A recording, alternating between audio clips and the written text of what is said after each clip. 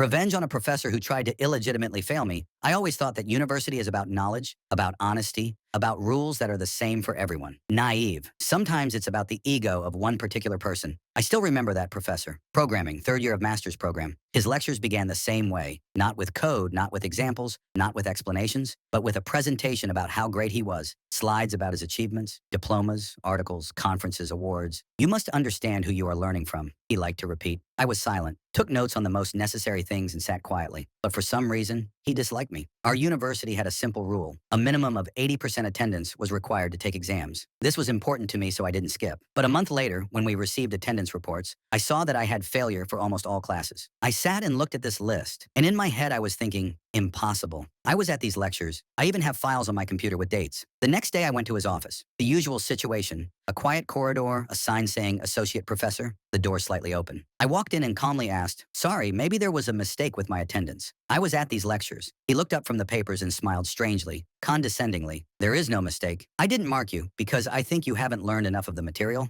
I froze. Sorry, but the rules. Rules? He interrupted. Rules are written by those who don't understand anything about education. I decide who deserves to be on the list and who doesn't. And then he put forward his conditions. He said that if I wanted to return to attendance, I had to pass his test, answer questions, and show the notes of his lectures. Notes. Although there were no official requirements to keep them. I agreed, of course, because there was no other way. I answered his questions and handed over my notes. He shook his head. Not enough. You don't deserve to attend. I left the office with shaking hands. It felt like I had been punched in the face. In the evening, I sat in my room and thought, first anger, then despair, then an idea. We have a student charter, a booklet that everyone usually throws away. But I read it once. There was a rule. Even if a student is late for class for up to 15 minutes, he is still considered present. No notes, no additional conditions, just the fact of showing up. I sat down at the computer, wrote a letter to the dean's office, and attached an excerpt from the charter. Then I went to the lab, opened the project folders. Here are the files with my name. Here are the dates that coincide with the lecture days. I took screenshots, printed them out. This was my defense. The next day, the head of the department called me. She looked at the papers, at the regulations, listened, and said, you are right. You should get attendance. I will sort this out. At that moment, for the first time, I felt like I had a chance, but I had no idea that there would be a much dirtier game ahead. The head of the department sent me away to await a decision, and I walked out into the hallway feeling like I had air in my lungs for the first time in a long time. But the very next day, I received a short letter from him. Come see me. Important. In person. His office was on the second floor, at the end of an echoing corridor, a door with a worn gold plate and blinds that were always jammed. I remember the smell, old coffee and wet paper. He sat leaning back in his chair, like a director before a casting call, and played with a fountain pen, tapping on the table in time to a melody that only he understood. The situation is unpleasant, he began almost affectionately. I was informed from above. I understand. Youth, ambitions, wanting justice. But you see, you have put my reputation at risk. He leaned forward and cupped his fingers, a gesture that, when performed by him, meant now I will speak like an adult to a child. They might cut my rates, he sighed. And if I go along with it, you know how much they'll charge me. I just want the rules to be followed, I replied. He nodded. Exactly. That's why I have a favor to ask of you. A very small one. Write a letter to the dean's office saying that you mistakenly attended the wrong course, mixed up the audiences. This relieves me of responsibility for unaccounted attendance. In return, I'll give you all the attendance and close the matter. He smiled. The smile was too even, too prepared. You don't want me to lose my job because of a misunderstanding? He added quietly. After all, I'm willing to meet you halfway. By this point, another metronome had been clicking inside me for a long time. Caution. I walked toward it, realizing that something would go wrong. So crossing the threshold, I turned on the recording on the phone hidden in my jacket pocket. Phones are allowed in our classroom. Don't rattle, don't ring. That's all.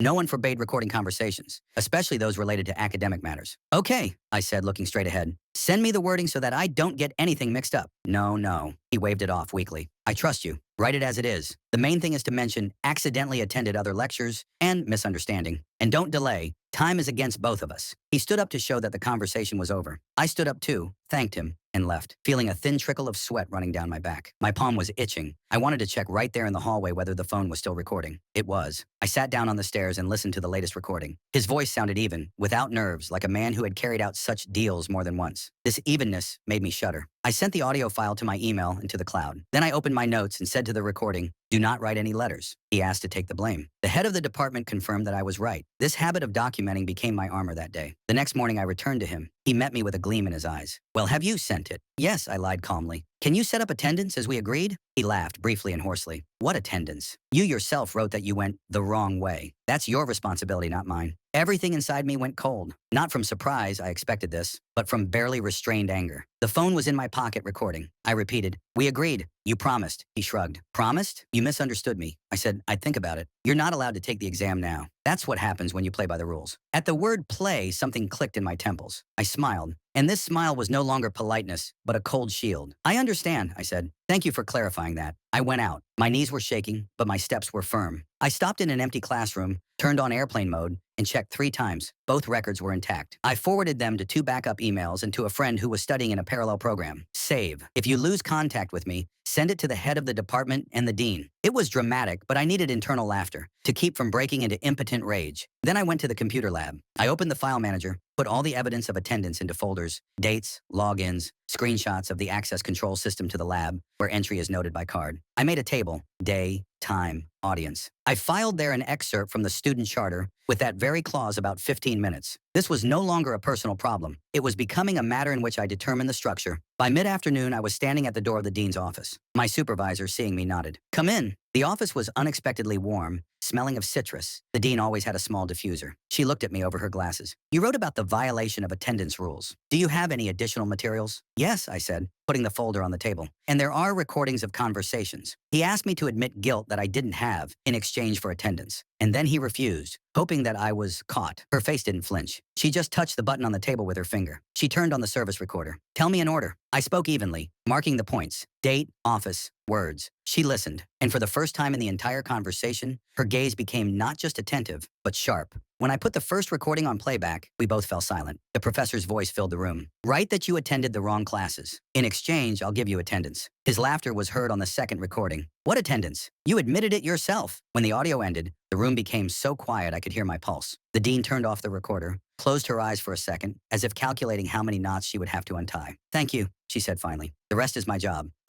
I began and faltered, because 2 forces were fighting within me, the desire for him to be punished and the fear that he would remember this later. "I understand," she said, as if she had read my thoughts. "You did everything correctly and within the rules. Now you go to class as usual. I'll contact the headmistress, and I'll talk to him separately. You're free to go." I walked out, and for the first time in weeks, I felt my heart beat to music other than someone else's. But it wasn't the end, just a pause to breathe. I knew he wasn't the type to give up. He would try to play on pity, on the curators, on rumors. He would try to make me guilty for the others. And I was ready, because now I had more than just a rule and files. I had a story in which I was no longer a silent pawn. I didn't have to wait long. Already during the next class, he entered the classroom with red eyes, put his briefcase on the lectern, and without looking at anyone said, "Guys, I can get fired because of one person." And then I realized the most unpleasant thing had begun. He came in, put down his briefcase, spent a long time arranging small things on the table, keys, a marker, a flash drive, as if he was looking for the right order of things so that reality would become right. Then he looked up. "Guys," he said hoarsely, "it's very difficult for me to speak right now. But you should know, because of one person, they're trying to deprive me of my job." A wave of whispers swept through the audience. Someone stopped typing. Someone looked up from their laptop. He paused deliberately, theatrically, and continued. "I've always tried for you.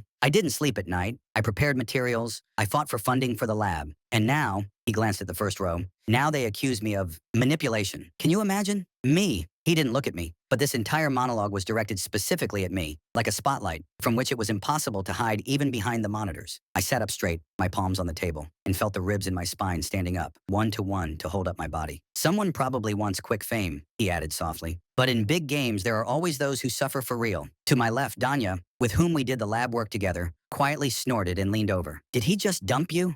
He whispered. "No," I answered just as quietly. "He just dumped himself." After the class, 3 people came up to me. Each of them had their own truth in their eyes. Olya said, "Listen, he really does a lot. Maybe we could have decided to do it more quietly. We have a defense in a month. If they fire him, it will come back to haunt us all." Artyom, on the contrary, shook my hand briefly. "He's a beauty. It's been a long time since we started talking about people like him." Danya grinned. "We have a series season here, and you're the main scriptwriter." Hang in there. I didn't make excuses. I kept telling myself, I'm not taking revenge, I'm setting boundaries. But the fact that phrases like, "someone set up the teacher," were flashing in the group chat still made me rustle like a paper splinter inside. In the evening, I opened the window, let in the cold, sat down at the table and made another file. Chronology. Dates, times, who said it, where, in whose presence. Writing in order means getting order back. The next day, the headmistress called me. The office smelled of citrus, like the dean's. Apparently, they had the same supplier of diffusers. She looked at me intently without condescension. I listened to the dean's notes and she said, "The situation will be reviewed by the committee. Until a decision is made, he has no right to change your admission to the exam or the assessment of your current work. If there is an attempt, come straight to me." "Thank you," I said. "And one more thing," she added. "Try not to get drawn into a public squabble. He is stronger precisely where there are emotions. He is weaker in facts." It sounded like a safety instruction. I nodded and walked away, repeating, "Facts, not emotions." A day later, he made a scene again. He entered the classroom, put down his briefcase, but did not begin the lecture. He stood by the window and suddenly started crying, for real, with wet eyelashes, with an awkward movement of his palm to his face. "Sorry," he said. "It's just hard. For so many years And then what he always did best, a story about himself, about how he raised the department, how he knocked out rates, how he sacrificed family time for the sake of students. Several people in the front row actually started darting their eyes around, as if looking for water. Someone muttered, "Oh, come on." Someone offered a napkin. At that moment, I was looking at my watch. There was only one thought beating inside me. This is all just decorations. Tears do not cancel out records. Pity does not replace rules. When he finished and sat down, Danya leaned over again. "If he takes out his guitar now, I'll leave," he whispered. I smiled faintly. And with that smile, something inside me let go. I realized that in the audience, I was not alone with reality. Some see, some don't, and that's okay. I hold my line. 2 days later, I received a letter from the dean's office. "We invite you to a meeting of the disciplinary committee. Agenda: a student's complaint about a teacher's violation of the rules." I arrived on time. A large table, 5 people, a university flag behind them, a clock on the wall that was slightly slow. He came in later wearing a suit that I had only seen him wear at conferences. He sat down opposite me, his face collected, his lips even. "So," the dean began, "we'll hear both sides. First, the student." I told it without embellishment. A check in the office, a demand for a fictitious letter, a refusal after a deal, an attempt to influence through the group. I put the charter on the table. I turned on the recordings. In the room, someone could be heard quietly tapping a pen on the table. The rhythm gave away the headmistress, although her face remained motionless. When the recording ended, the dean turned to him. "Comments?" He coughed and clenched his fingers. "I may have expressed myself incorrectly. It wasn't a demand, but a clumsy attempt to resolve the issue quickly. I was asking the student to record reality. He really did attend other streams. I didn't have any grades for him. The rest are phrases taken out of context. And yes, I am emotional. I worry about the department, but I didn't mean any harm." He spoke skillfully. I don't argue. He acknowledged emotions, but not violations. He smoothed out the rough edges and replaced them with soft mats. But the commission had paper evidence in front of them, and they had headphones in their hands that had just said, "Write that you attended the wrong classes in exchange for," "until the commission's decision," the dean said at the end. "You," she looked at him, "fulfill all the points of the charter in relation to the student." She turned her gaze to me. "You are admitted to the exam. The rating for the semester will be set according to the approved criteria. If after the exam you have reason to believe that the assessment is biased, you will have the right to appeal with the participation of an external examiner." External examiner. These 2 words lay on me like armor. I almost heard the fuse click inside. Even if he tries to drown me at the final, I will have oxygen. We left the hall almost at the same time. He caught up with me in the corridor. "Are you happy?" he asked quietly. "I am calm," I replied. "The task will show the rest." He grinned, and for a second, something prickly flashed in his eyes. "Don't overestimate yourself. Programming is not a table of dates." "I agree," I nodded. "That's why I studied and didn't collect notes." He shrugged his shoulder as if I had hit him with something heavy, and he left. The last 2 weeks before the exam, I lived like I was on a fasting schedule. Theory in the morning, coding in the afternoon, state machine in the evening. I analyzed my weak points, fixed the holes. No heroics, just routine work. I hated the language we wrote in. It was like an overly strict teacher who would pull you down for syntax every time. But there was something productive in this hatred. Once you grab hold of it, it's easier to pull yourself up. Danya would come to me, sit next to me, and we would throw problems at each other like balls. Olya once brought a pie and said, looking down, "Sorry, I was harsh." "You're right," I nodded. "We're all just tired." We didn't hug or have calming circles. We wrote code. And this, oddly enough, brought us together better than any speeches. The day before the exam, a message arrived in the chat. The final is a written and practical format. 3 parts, individual assignments. In the classroom, only paper, pen, and assignment sheet. No outside devices allowed. Checked by the course instructor, I reread paper only twice. He was removing computers. He was removing the environment where I could show what I could do. He was leaving paper programming, what he adored, writing complex constructions by hand. like prayers. And there is more subjectivity in this format. I went to bed with the back of my head full of code and woke up with my heart pounding like it was on an aluminum roof. I drank some water. I opened my laptop. And I did the last thing in my insurance plan. I archived all my semester assignments, added a README describing what exactly I turned in and when, attached a lab chronology, and emailed it all to myself, a friend, and an external assessor whose address the dean's office gave me in case of an appeal. With a note, not for review now. Only if there is an appeal, close the lid. Inhale, exhale, off I went. An exam. The classroom is the same, only more deserted. The computers are covered with cloth. The windows are wide open. It smells of damp dust and printed sheets. He sits at the board. Next to him is a stack of envelopes with assignments. On the wall is a clock, which for some reason is 3 minutes fast. There is a free seat in the first row. I sit in the wrong place. I sit in the third row so that I can see both the board and the doors. 1 minute readiness, he says evenly. Everyone will have their own set. I will not tolerate cheating. Any attempt to cheat will result in removal without the right to retake the exam. Hands out. The sheet falls in front of me. 3 parts. The first is theory with tricky wording. The second is write a function without syntax errors on paper. The third is algorithm diagram. I go through the first one carefully, marking controversial points with a pencil. The second one makes me grind my teeth. Sorting through commas and brackets in my head is torture. The third one is mine. I like to draw arrows and blocks. They have honest geometry. At the 20th minute, I catch a strange look. He is standing by the window, and instead of shuffling the answers diagonally, he looks straight at me, long, straight, as if he is waiting for me to make a mistake. I lower my eyes to the sheet. I continue writing. Facts, not emotions. At the 40th minute, an assistant approaches the audience, says something in his ear. He nods, goes out for a minute, and returns with a transparent folder. He puts it on the lectern so that I can see the bright red stripe of the file and says loudly, "Dear ones, I remind you, all assignments are to be submitted to me personally. No photos, no copies, 1 copy. Anyone who tries to bring in drafts will be considered a violation. No copies." I shudder. I remember how a year ago he lost other people's work and then insisted that they hadn't turned it in. I clutch the pen. It's a trap. It's a way to leave me without evidence. And then I do what I came up with last night in case of paper mode. I take out a second blank sheet. I write on it, full name, ticket number, tasks completed on sheets 1 to 4, sheet with flowchart, 5. I put the time. I sign. On each main sheet, at the bottom left, I write my last name and also put the time. This is not a photo. This is a marking, a legal one. I turn my head. I see Danya doing the same, smiling faintly. We discussed this in the chat an hour before the exam. He nods to me. I nod back. 10 minutes before the end, I reread the second part. I correct the pause before return. Finish drawing the arrow in the flowchart where I forgot otherwise. I stand up. I go to the lectern. I put my 5 sheets of paper. He takes them, looks at me with the same look in which condemnation is mixed with something resembling excitement. "We'll see," he says quietly.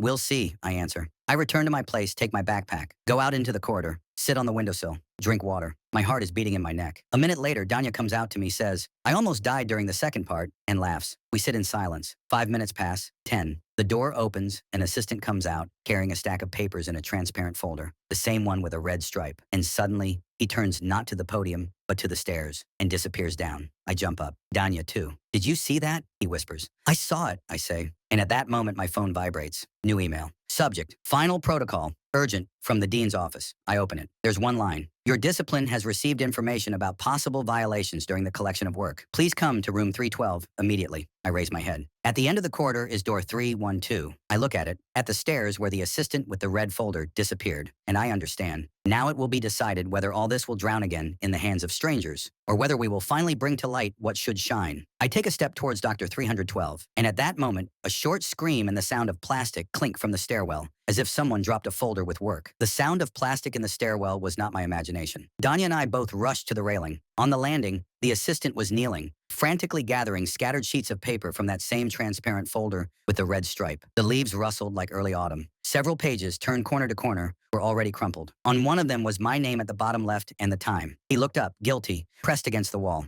And at that moment, he appeared from above, treading heavily. The teacher. "What's going on here?" he asked, his voice sweet and even as he walked down to the landing. "Why don't I have the work?" The assistant tried to mumble something.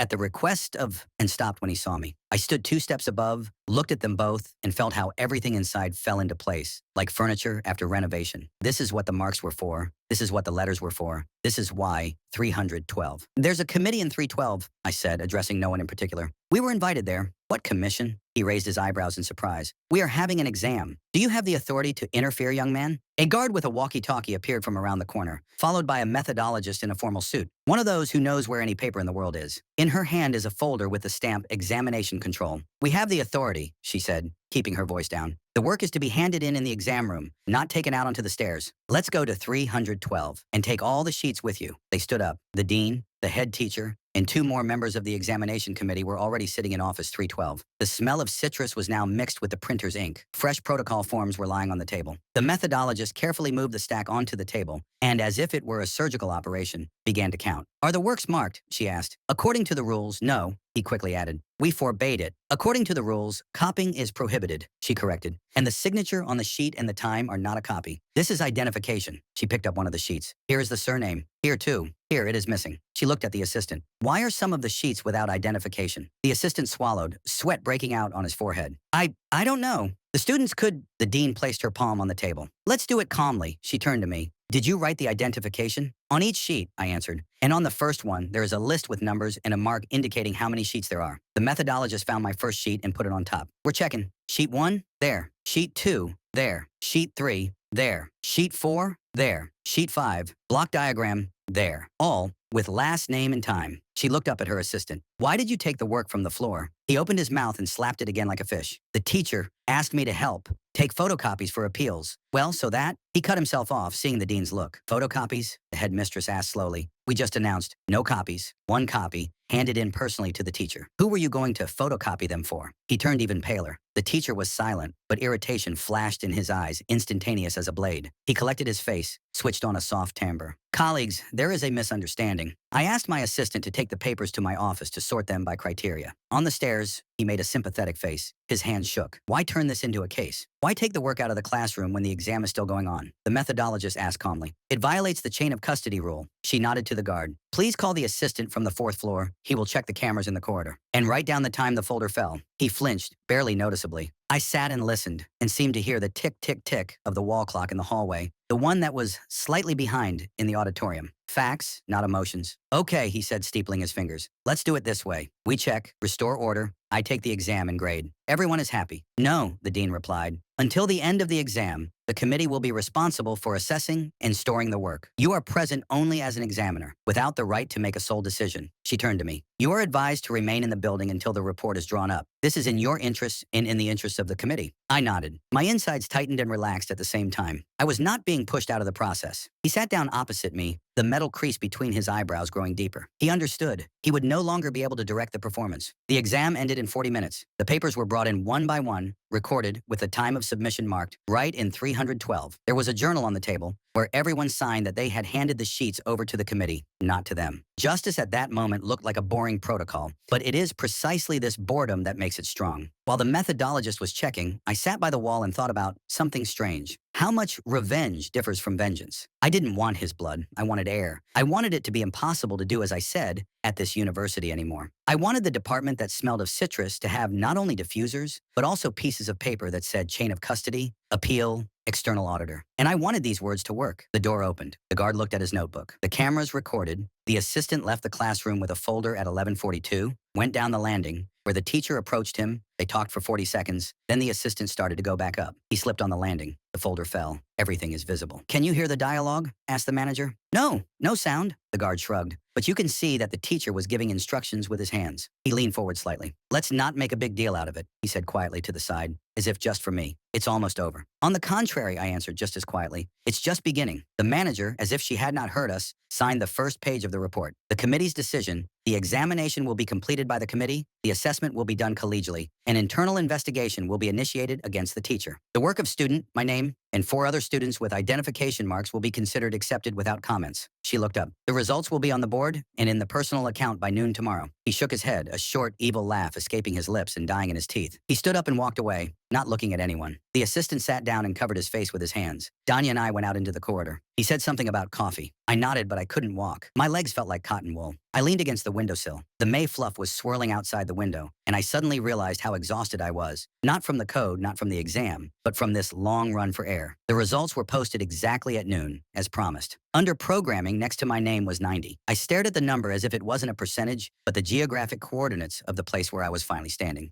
Danya poked me in the shoulder. "You're a fucking machine." Olya sent an applause smiley. In the chat, someone was being sarcastic. Someone was silent. I didn't care. I took a step back and saw that next to the teacher's name on the schedule for the next week, it said, "Another examiner has been appointed." And below it, dryly, "Temporarily suspended from checking papers until the end of the internal review." It wasn't a triumph. It was honest. In the evening, Danya and I were sitting on a bench near the building. He was chewing a stale bun. I was drinking water and listening to freshmen arguing about logarithms somewhere nearby. The phone vibrated. The number was a work number. "Dean's office," said the voice. "We would like to thank you for your correctness. As a result of the inspection, the violations were partially confirmed. Removal of work from the floor, violation of the storage chain, incorrect wording in communication with the student. The teacher was reprimanded. Until the end of the semester, assessment in his subject will be carried out with the participation of the committee. We are closing your appeal regarding admission. Do you need an official response by email?" "Yes," I said. "Let it be." And after a slight pause, I added, "Thank you." He hung up. Danya turned around. "Well, was the revenge successful?" He grinned.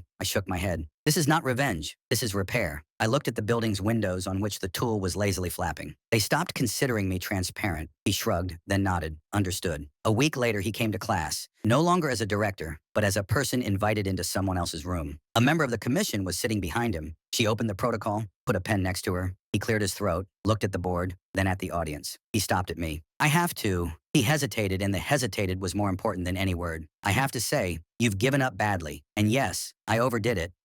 He struggled to find the word, "shouldn't have." He nodded slightly. Not an apology like, "I'm sorry you felt that way," but a short "shouldn't have." For him, it was almost sorry. "Write down the topic," the committee member said dryly, to pull us both out of the strange pause. And the lecture began, for the first time in the entire semester on the topic. I celebrated graduation without any Pyrrhic victories. A piece of paper with a stamp, a number on my diploma, a photograph in a frame. Sometimes it seems to me that the revenge happened the moment I put my numbered sheet on the table in 312 and calmly said, "We'll see." Everything that happened after that was logic. Sometimes I mentally return to that corridor with the red stripe of the folder. I hear the clink of plastic and see pages flying through the air. Mine, others, like white birds shot down halfway. And each time I again pick up my 5 sheets and put them on the table. Not to take revenge on anyone. To remind myself my life is not in someone else's hands. Not in his offices. Not in his views from above. Not in someone else's folders. It is there, where I calmly pick up my pages and rebuild order. I didn't learn to love programming, honestly, but I learned a more important language. A language of procedures, of fixations, of breathing on the count. A language where no doesn't sound like a howl, but like a straight line. A language where truth is written not only in words, but also in time at the bottom left. And when people ask me what the best way to get revenge on those who try to illegally screw you over is, I smile. Because it's not about revenge. It's about light. Bring everything to light. Number the sheets, write down the dates, send copies. Breathe while others lose their voice. And hold the railing. In the end, the best revenges are not loud. They are quiet. They smell of citrus in the dean's office and printer's ink on the protocol. They leave behind not a scorched field, but neatly signed pages and air.